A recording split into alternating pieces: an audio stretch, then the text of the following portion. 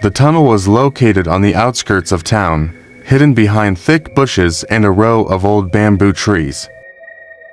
People called it the Old Bridge Tunnel. It had been abandoned for decades, once a part of a railway line that no longer operated. Even during the day, the place felt cold and deserted, let alone at night. Another corner of town lived a homeless man named Pak Nerman. He was over 50 years old. His hair was white, his eyes sharp, and he always carried a worn-out backpack that he never opened. No one really knew where he came from.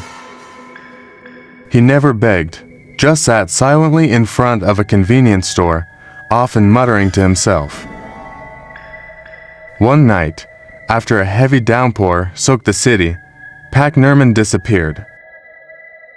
Several locals who used to give him food began to notice his absence.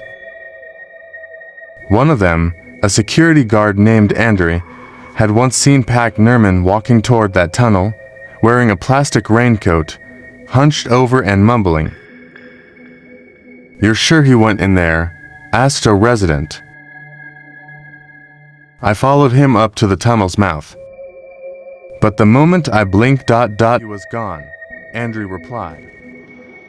His eyes hinted that he wasn't telling the whole story. People said the tunnel was cursed. Back when it was still in use, many accidents occurred. Unknown victims were found dead on the tracks, never identified. Some believed they were homeless people or those no one would look for. Since Pak Nerman's disappearance, strange noises had been reported from the tunnel. Faint crying, heavy footsteps, and whispers echoing in the dark.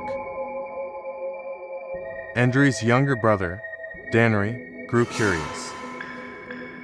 A brave teen who loved creating horror videos for social media, he decided to investigate the tunnel with his two friends, Fina and Yoko.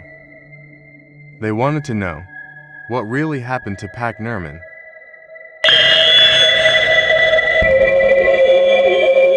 That night, at 11:10 p.m., Danry and his friends arrived at the tunnel entrance with a camera, flashlights, and fully charged phones.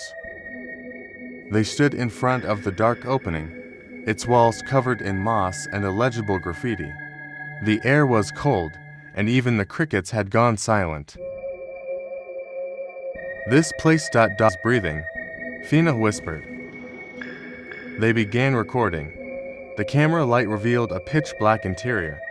Their footsteps echoed, every small sound amplified. "Pak Nerman," Danry called. No response. They kept walking, marking the wall with red spray paint to avoid getting lost. About 50 meters in, they found something odd. Pak Nerman's worn backpack, hanging on a nail embedded in the wall. Still intact, even dried despite the recent rain. Yoko opened it. Inside were scraps of old newspaper, dry bread, and a small notebook filled with barely legible handwriting.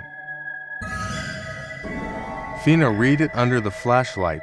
The first page said, "They are here, but invisible. They hear us, smell us. I must speak to them. I must." The sentence trailed off, the ink smudged as if drenched in water. Suddenly, the camera died, though the battery was full. Yoko's flashlight flickered. Fina turned. A dark figure stood behind them, silent. But when they shined their lights on it, the figure vanished. "Let's get out," Danry whispered, but the exit ... was gone. Their spray paint marks had vanished. The walls were different, the tunnel had changed. Danry wiped his cold sweat. "We have to stay together." In the distance, they heard a sound, like a train approaching, but the tracks were abandoned. There shouldn't be any train that night.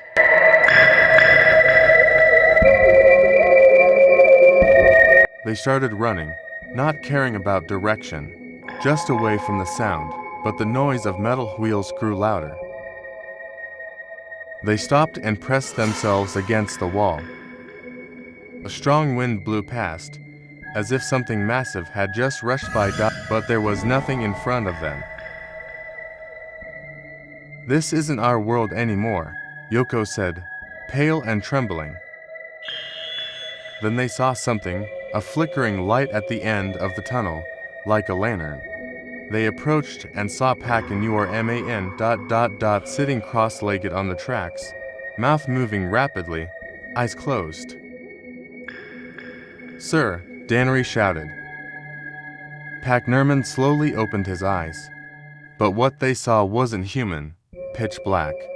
No irises, deep, empty. "I have spoken with them," whispered Pak. "You shouldn't be here."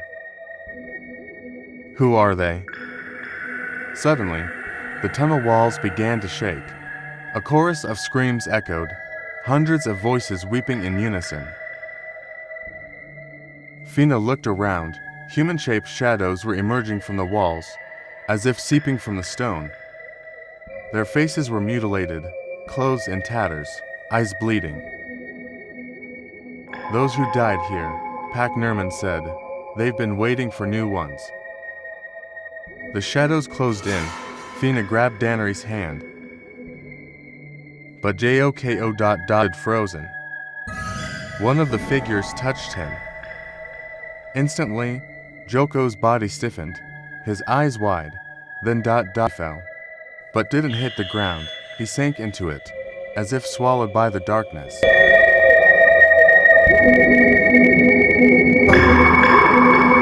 Fina and Dannery ran, heading back to the start. But everything had changed. The tunnel had become a moving labyrinth. Pak followed behind them, though no one saw when he started. "One offering isn't enough," he said softly. "3 are required. Always 3. Fina turned on him. "What do you mean?" Pak smiled strangely. "To escape, someone must take your place. That was the deal, long ago." Fina wanted to hit him, but the wailing returned. The shadows chased them, now faster, more real.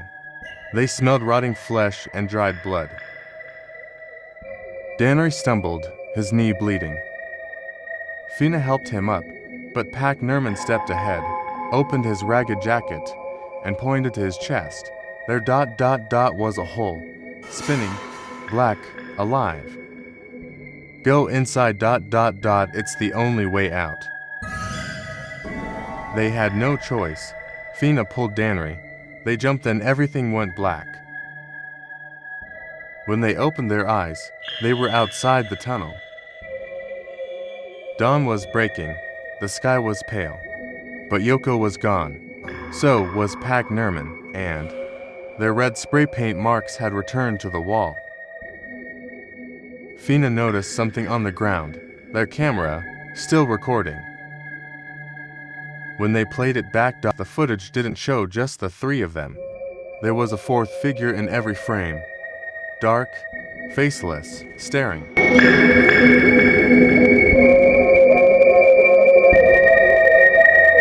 After that night, Fina and Dannery swore never to return.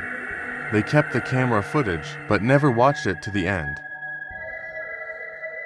Weeks later, Fina began having strange dreams. She saw the tunnel, always from a distance, with someone calling her name from within. When she woke, muddy footprints appeared in her room. Dannery's condition worsened.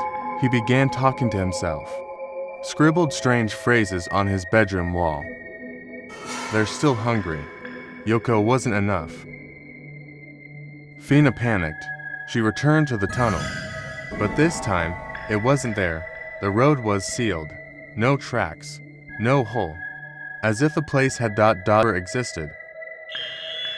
A few weeks later, the news reported 2 children went missing while playing hide and seek near the town forest.